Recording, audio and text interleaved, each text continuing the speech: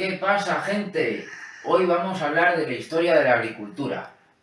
En España, en el mundo. Vamos a responder a estas preguntas como por ejemplo, ¿por qué surgió la agricultura?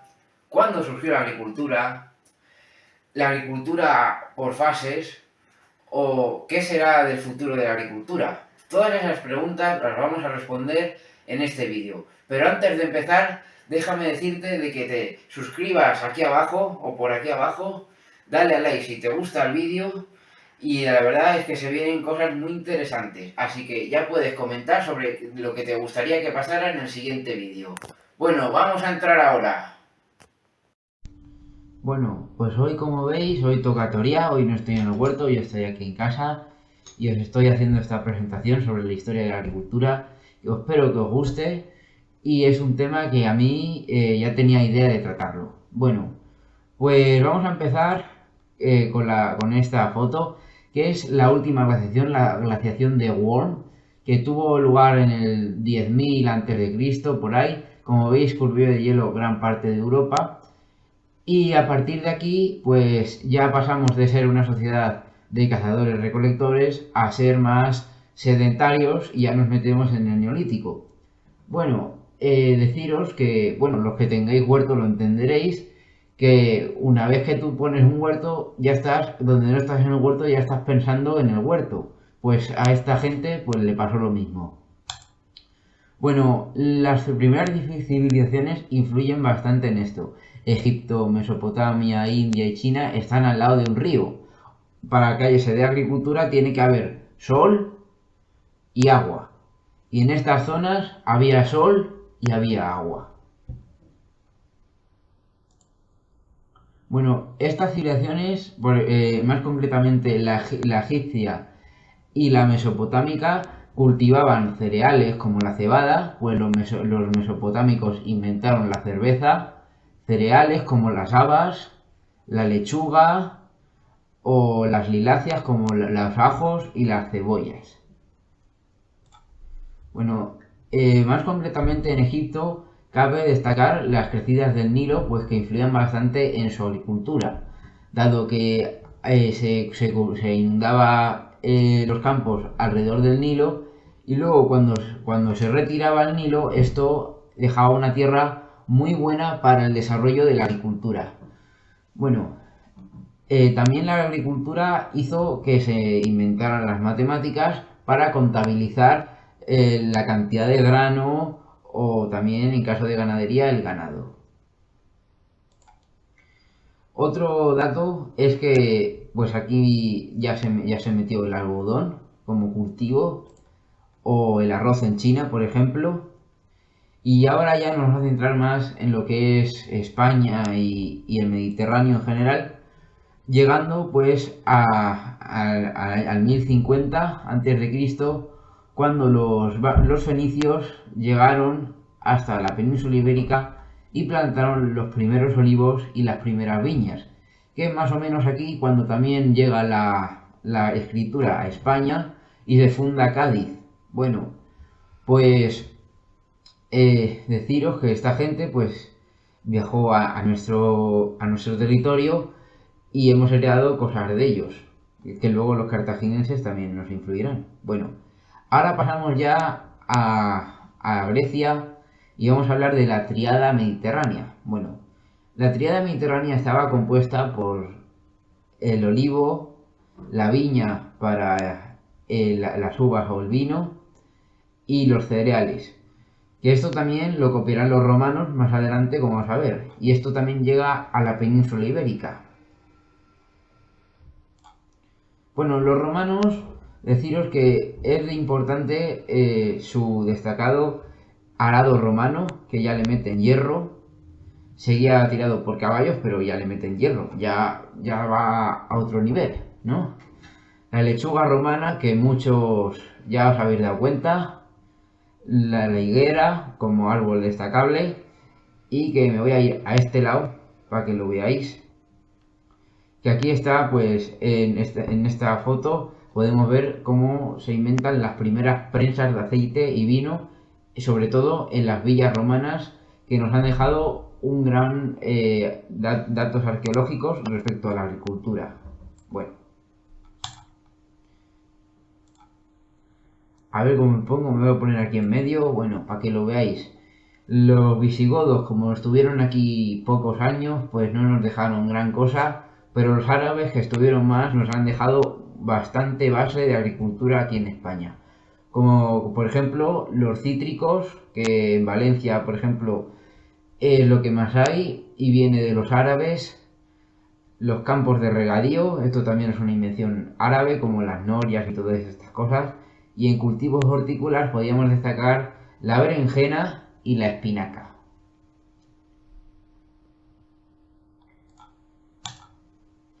También deciros que, como había conflictos entre los regantes, se inventó en Valencia el Tribunal de las Aguas para juzgar a qué hora había que regar cada regante o si había problemas o conflictos entre ellos. Y bueno, esta es una foto de Sierra Nevada, como podéis ver aquí, con esta acequia antigua que baja desde la nieve fundida hasta las zonas de cultivo. Y ahora ya en la parte, digamos, si podemos dividir a lo que es la Edad Media en dos grandes bloques, no históricos, sino más bien culturales, la zona árabe y la zona cristiana. Ahora vamos a centrarnos más en la zona cristiana, en el feudalismo, que como podéis ver, pues los campesinos trabajaban y le daban la 10ª parte al señor feudal, es decir, el diezmo, y a cambio el señor feudal les daba protección. Bueno, se inventa aquí la rotación bienal, un 50% dedicado a trigo y otro 50% dedicado al barbecho. Bueno, y ahí ya pasamos a la plena Edad Media. Ya hemos dejado aquí la alta Edad Media y nos centramos más en la plena Edad Media. Y aquí pues se inventa la rotación trienal, con ya un tercio en barbecho, otro tercio en cereales y otro tercio en legumbres, para que se vaya regenerando la tierra. También se inventa el arado normando, que como veis es más sofisticado que el de los romanos. No, los de los normandos, para que no lo sepáis, pues son los vikingos. Bueno, y aquí podéis ver este gráfico de población durante la Edad Media. Bueno, como podéis ver, durante los primeros siglos atrás no lo pone, pero no creció mucho la población.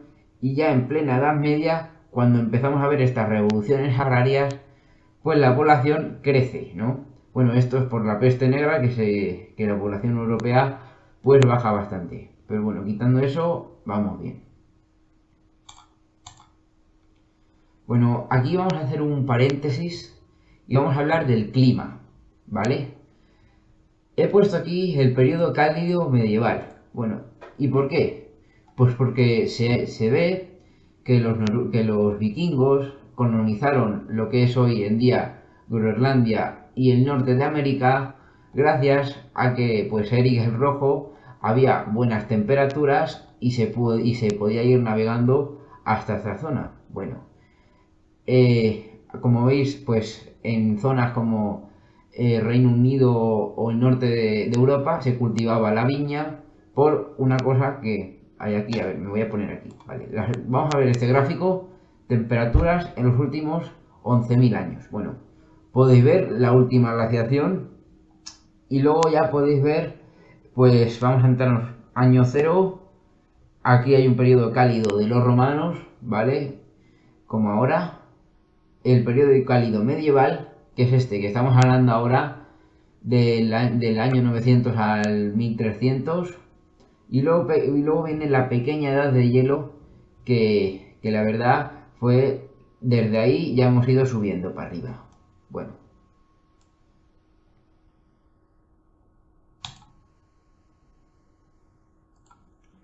Ahora os voy a hablar ya en la edad moderna. Nos hemos metido en 9 minutos en la edad moderna. Bueno, pues como veis aquí tenemos los molinos de Mota del Cuervo de Cuenca, obviamente para moler el grano, los viajes de Colón que influye mucho en nuestra forma de comer y de consumir, como por ejemplo las patatas o el tomate, dos hortalizas que yo consumo casi diariamente o diariamente, son de América y se empezaron a cultivar en Sevilla en el siglo XVII. Bueno, pues aquí tenemos un ejemplo de dos cultivos que hoy en día los consumimos, vamos, que España no sería nada sin patatas. Bueno, ahora vamos a hablar de este gráfico. Bueno, como veis es un gráfico de población y empezamos que va creciendo poco a poco la población. Bueno, aquí se hunde un poco por la peste negra, pero luego a partir de aquí, ¿veis? Año 2000, 1800, aquí, más o menos, ahí pegamos un bote para arriba y hasta no se sabe dónde. Bueno, y eso va gracias a la revolución agrícola que va a sufrir en el mundo ahí a finales de la Edad Moderna. Bueno, pues vamos a hablar ahora de la primera revolución industrial en la agricultura. Bueno, como podéis ver aquí, el primer tractor, lógicamente, estaba hecho de locomotora de vapor, como James Watt. Y también se mete aquí la rotación Norfolk, en la que tenemos cebada, trébol, trigo y otros cultivos de raíz para alimentar a las personas, al ganado. Y como veis ya no tiene nada en barbecho, se aprovecha todo. Bueno, yo en mi huerto tengo algo de barbecho, pero intento que siempre esté cubierto de algo. Bueno, esto podríamos llamarlo abono verde. Y también cambia una cosa, y es el open file y el cabbage, o abacach, creo que se llama. Bueno, como podéis ver, es campo abierto y campo cerrado. ¿Por qué? Pues porque en campos abiertos lo que pasaba es que se producía con menos intensidad, mientras que se empezó a ir cortando, digamos, el territorio en parcelas para cada agricultor, bueno, más bien para los señores, y eso hizo que la producción agraria aumentara, hizo que la población aumentara. Bueno, ahora vamos a hablar de la segunda revolución industrial. Y vamos a hablar del primer tractor a gasolina, ¿vale? Que fue a finales del siglo XIX, gracias a John Froelich, ¿vale? Y aquí, como podéis ver, pues la expansión de la industrialización pues empezó en Reino Unido y acabó pues ya en España en el siglo XX. Bueno, también he metido esta imagen porque ya se empieza a meter abonos químicos, pesticidas, ya empezamos a ir un poco a lo que es hoy en día la agricultura, pero todavía nos queda, así que con tranquilidad. Bueno, y ahora voy a hablar de la Rusia soviética al principio de Lenin, ¿eh? Y voy a hablar de la NEP, de la nueva política económica que adopta pues el gobierno de Lenin cuando gana la guerra civil rusa. Bueno, esto trae pues la colectivización de las granjas agrícolas y como podéis ver, pues esto hace con combinación de aspectos del capitalismo, hace que Rusia aumente bastante la agricultura en ella. Bueno, como podéis ver, pues aquí una foto de unas señoras con un repollo o aquí un tractor de la época, pero deciros que las tierras se colectivizan. No como se había hecho antes, a ver si encuentro la foto aquí, que digamos, se privatiza, sino que aquí se hace de forma colectiva, pero mezclando también elementos del capitalismo, pues la cosa va prosperando.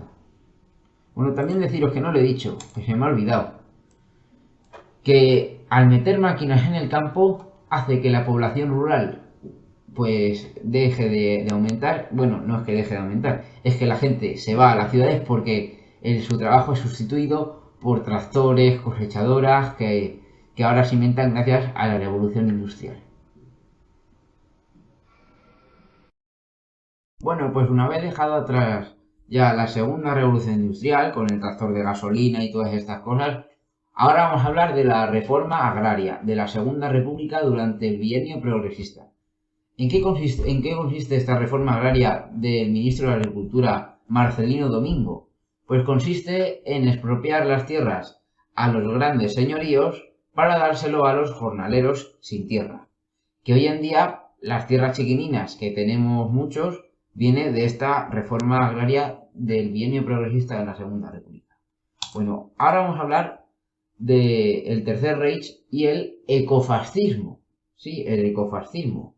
¿Por qué? Pues porque Hitler era gran amigo de los animales, de hecho hay quien dice que era vegetariano, y tenían planes dentro del partido nazi para impulsar la agricultura ecológica y para reducir la población para tener que consumir menos, que es algo evidente, ¿no? Cuanto menos gente haya, menos contaminación hay. Eso lo podemos ver, por ejemplo, en un pueblo como por ejemplo el mío, que en invierno hay poca gente, pues se usan menos recursos que en verano que hay más gente, ¿no? Pues esto es lo que se promovía dentro del partido nazi, que ha dado a la corriente de los verdes en Alemania. Bueno, y ahora voy a hablar de Franco y de sus grandes obras hídricas que hizo en este país. Bueno, como podéis ver aquí, este es el embalse de Alarcón. Aquí al lado, en Alarcón. Y podéis ver también los planes hídricos que hizo Franco, sobre todo en Extremadura y Andalucía, para impulsar el regadío y regenerar España de la guerra. Y aquí tenéis un pueblo que era donde vivían los jornaleros que trabajaban en estas fincas de regadío.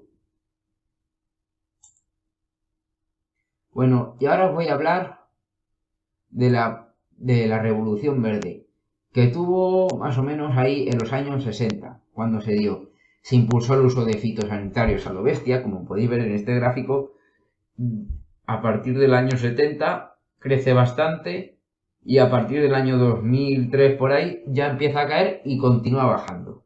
Bueno, también se mete aquí insecticidas peligrosos como el glifosato, que hay quien dice que tiene cáncer, o el uso de organismos genéticamente modificados para tener más productividad. Hay calidad ninguna, pero más productividad y más resistencia a plagas. Bueno, y ahora os voy a hablar de, digamos, la actualidad que pasa por la PAC, que es la Política Agraria Común, son una serie de objetivos de asegurar ingresos justos a los agricultores, incrementar la competitividad, reequilibrar la cadena alimentaria, acción contra el cambio climático, protección de los espacios naturales, apoyar los pueblos los pueblos y tener alimentos de calidad, ¿vale? Y luego también hablaremos de la ley de cadena alimentaria, que ha tenido bastante que hablar en la pasada legislatura, pues fue una de las leyes más importantes que tuvo que ver con el sector primario. Bueno, ¿qué es lo que busca esta ley de cadena alimentaria impulsado por el gobierno de Pedro Sánchez? Pues lo que buscaba es prohibir a los agricultores vender a pérdidas. Esto se traduce en que para el agricultor es bastante positivo, mientras que para el consumidor lo que hace es encarecer el precio del producto final. Bueno, que no lo he dicho, la PAC surge en el año 62, después de la Segunda Guerra Mundial, para tener una política común de todos los agricultores de la Unión Europea. Pues no solo esto está en España, está también en Francia, por ejemplo. Bueno, y deciros ahora que vamos a hablar de la agricultura ecológica, que, por ejemplo, para identificar un producto ecológico tiene que poner bio, tiene que poner este sello verde y si no, no es ecológico. Bueno, los fundamentos de la agricultura ecológica es, por ejemplo, que el suelo esté vivo, que esté tapado, que esté fértil y que gracias a eso las plantas van a estar sanas y no vamos a tener peligro de plagas. Bueno, Siempre en agricultura ecológica es un poco, digamos, controvertida por el hecho de que hay productos que no son renovables y se usan. Ejemplo, el cobre o el azufre son minerales no renovables que usamos los agricultores ecológicos para combatir las plagas. Y eso, pues hay quien dice que no es muy ecológico, digamos, porque no es renovable. Pero lo usamos, claro. Bueno, y deciros que España ya ha superado el 10% de superficie de agricultura ecológica. Este año la ha superado Francia, pero España está muy cerquita de Francia, y Castilla-La Mancha es la segunda región de España con más superficie ecológica, detrás de Andalucía. Bueno, y ahora os voy a hablar de esto, que es el Pacto Verde Europeo. Bueno, ¿qué es el Pacto Verde Europeo? Pues es un pacto que lo que busca es la transición energética, ecológica y justa para que en 2050 en la Unión Europea haya una neutralidad climática, ¿vale? Y esto se hace en agricultura promoviendo la agricultura ecológica, que el objetivo es que en 2030 el 25% de la superficie agraria sea agricultura ecológica y reducir en un 50% los pesticidas. Bueno, hay que ser aquí un poco controvertidos, que no lo he dicho antes, pero aquí, por ejemplo, el glifosato ha sido votado a favor por este señor de aquí, por Luis Planas. Y la verdad, pues bueno, yo os voy a dejar en los comentarios cuál es vuestra opinión sobre si ampliar el glifosato o no. Bueno, ya está ampliado, pero ¿qué hubierais hecho vosotros si hubierais sido ministros de Agricultura? Bueno, pues dejármelo en los comentarios. Bueno, también deciros que España es un país que tiene una gran superficie agraria. Tenemos alimentos de muy buena calidad, el aceite, el vino, frutas de bastantes tipos. Y tenemos, eso también es gracias a nuestro clima, porque tenemos diversidad de clima, pues zonas para cultivos leñosos, para zonas de cereal, zonas de pastos permanentes para el ganado, bueno. Y aquí pues os voy a hablar de la agricultura regenerativa.